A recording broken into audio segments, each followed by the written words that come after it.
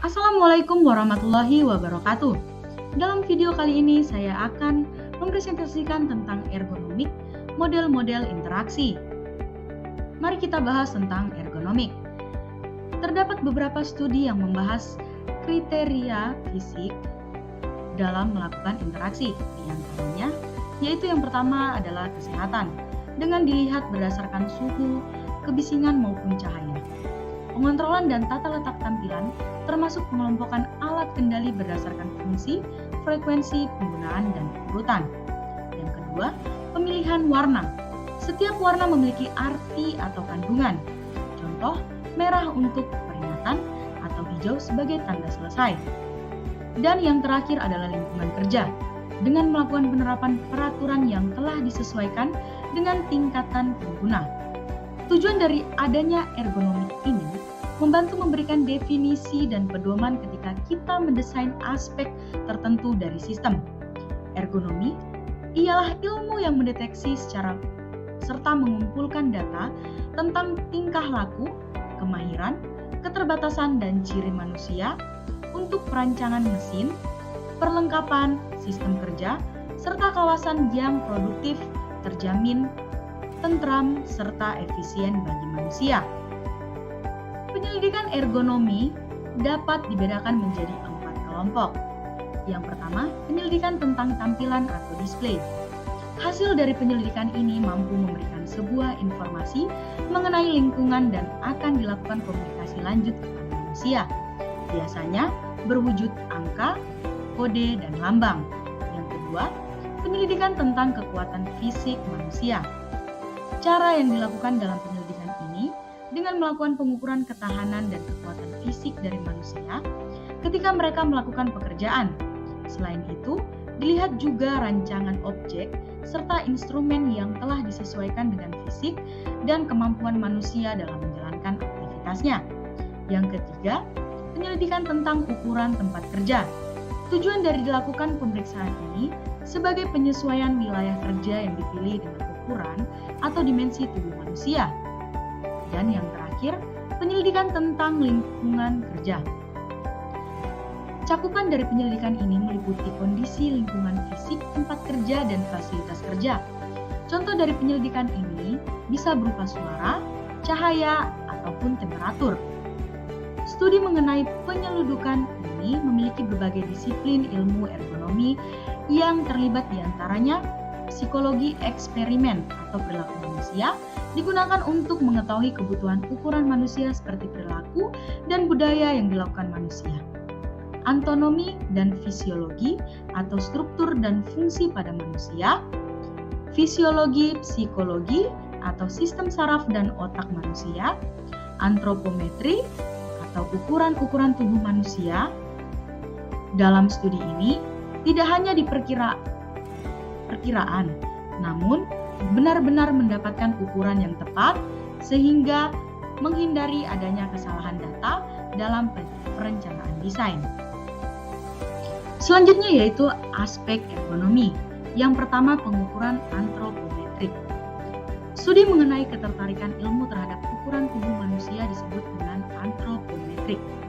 Pembelajaran mengenai ilmu ini berguna untuk mendapatkan kesepadanan atas ilmu yang diterima berasal dari panduan sesuai dengan kondisi lapangan, sehingga dapat memberikan kenyamanan kerja yang akan berdampak positif pada pekerjaan yang lebih efektif dan efisien. Misalnya, tinggi badan. Yang kedua adalah aspek ergonomik dari stasiun kerja. Yang pertama ada penginputan data. Tugas utama dalam bidang ini lebih mengarah pada kebutuhan untuk mengetik cepat dibandingkan harus melihat pada layar tampilan. Diperlukan posisi duduk yang nyaman dengan kursi yang sesuai dengan postur manusia, serta telah melakukan pengaturan pada papan pengetikan agar menambah kenyamanan. Yang kedua, akuisisi data dan pengolahan kata. Berbeda dengan bidang di atas, pekerjaan ini membutuhkan waktu untuk lebih banyak menatap layar tampilan. Kualitas dari layar tampilan perlu diperhatikan sehingga tidak memberikan kesilauan pada pengguna. Yang ketiga adalah pekerjaan interaktif. Diperlukan pergerakan yang aktif bagi user dalam pekerjaan ini sehingga tidak hanya diam di tempat. Aspek ergonomi yang ketiga yaitu pencahayaan. Dibutuhkan pemasangan filter anti-silau sebagai bentuk antisipasi dan penghindaran ketika muncul kesilauan pada layar komputer. Fungsi dalam pembuatan pencahayaan ini adalah yang pertama, sinar yang terlalu mencolok dan pantulan langsung mengenai layar monitor akan memberikan efek buruk kepada mata sehingga harus dihindari. Yang kedua, mencegah sinar pada bagian depan user yang terlalu terang dibandingkan dengan kecerahan layar monitor, dan meyakinkan bahwa kecakupan cahaya untuk bekerja tanpa memakai layar monitor. Yang keempat adalah suhu dan kualitas udara. Unsur utama yang memberikan pengaruh pada kualitas udara bisa berasal dari kelembapan dan suhu, maka perlu diperhatikan temperatur suhu. Jika suhu udara panas akan memberikan pengaruh pada penurunan konsentrasi kerja. Tetapi jika suhu sejuk, maka pikiran akan lebih fresh. Maka dari itu dibutuhkan sirkulasi udara yang rapat dengan memasang pengontrol udara dalam ruangan. Peletakannya juga harus dipertimbangkan dan diatur dengan baik. Yang kelima adalah gangguan suara. Perubahan suara dapat mengganggu kefokusan manusia, dikarenakan manusia adalah makhluk yang sangat sensitif terhadap suara, walaupun suara tersebut lirih. Namun, setiap orang memiliki kepekaan yang berbeda, tetapi kebanyakan orang tidak menyukai suara kebisingan. Yang keenam adalah kesehatan dan kenyamanan kerja. Keadaan jiwa serta raga yang sehat dapat memberikan dampak terhadap kenyamanan seseorang. Serangkaian aktivitas bisa mengakibatkan menurunnya imun seseorang. Seperti pekerjaan pegawai bank yang mewajibkan duduk terlalu lama dengan menatap layar komputer ketika melaksanakan pekerjaannya, seperti mengecek dokumen atau mengoperasikan PC. Dan jika terlalu lama akan menimbulkan kekakuan pada otot. Yang ketujuh adalah kebiasaan dalam bekerja, yaitu rileks dalam melakukan pekerjaan. Jangan duduk dalam posisi yang sama untuk waktu yang lama. Perlu adanya peregangan otot agar lebih refleks, maka orang berdiri sejenak. Beri waktu dan jarak ketika melakukan pengetikan, dikarenakan akan menimbulkan tekanan fisik yang berat. Mengambil istirahat sejenak secara periodis. Dan memeriksa kebiasaan kerja dan tipe pekerjaan yang hendak dilakukan. Selanjutnya yaitu keuntungan penerapan ergonomi. Ketika pekerja melakukan penerapan ergonomik dengan baik, maka efisiensi pekerjaan yang dilakukan akan meningkat. Berikut ini merupakan keuntungan penerapan ergonomik dalam dunia kerja. Yang pertama, peningkatan produktivitas. Aktivitas lebih baik karena adanya faktor kenyamanan layanan dalam melakukan pekerjaan.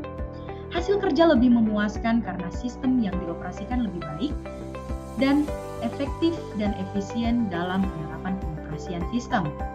Yang terakhir yaitu model-model interaksi. Yang pertama adalah model konsep. Dalam model menjelaskan perancangan sistem dengan konsep yang disesuaikan dengan sistem. Contoh dari ide tersebut bisa berupa cara pengguna dalam melakukan interaksi dengan sistem sehingga dapat membantu user dalam memahami dan sesuai dengan keinginan user. Yang kedua, model matematika. Penggunaan dari model ini sebagai penjelasan fungsi perangkat dengan level umum dan tujuan tertentu pada sistem interaktif. Yang ketiga, formal mode PIE. Tujuannya untuk mengekspresikan properti interaktif umum untuk mendukung tingkat kegunaan. Yang keempat, informal arsitektur interaktif atau MVC, PAC, dan ALV. Dalam melakukan motivasi pemisahan dan modularisasi, fungsionalitas dan presentasi dapat dibantu menggunakan informal arsitektur interaktif ini. Yang kelima, semi-formal analisis status event. Semi-formal analisis status event digunakan untuk melihat potongan suatu sistem interaktif yang terentang pada beberapa layar. Yang terakhir yaitu mental model. Pemahaman mengenai sistem yang telah bekerja dan komponen dari sistem tersebut menunjukkan bahwa pengguna memiliki mental model terhadap sistem. Selain itu, dapat diketahui juga hubungannya dan pengoperasian internal dalam mempengaruhi komponen-komponennya. Sekian video presentasi dari saya, kurang lebihnya mohon dimaafkan. Wabillahi taufik wal hidayah, wassalamualaikum warahmatullahi wabarakatuh.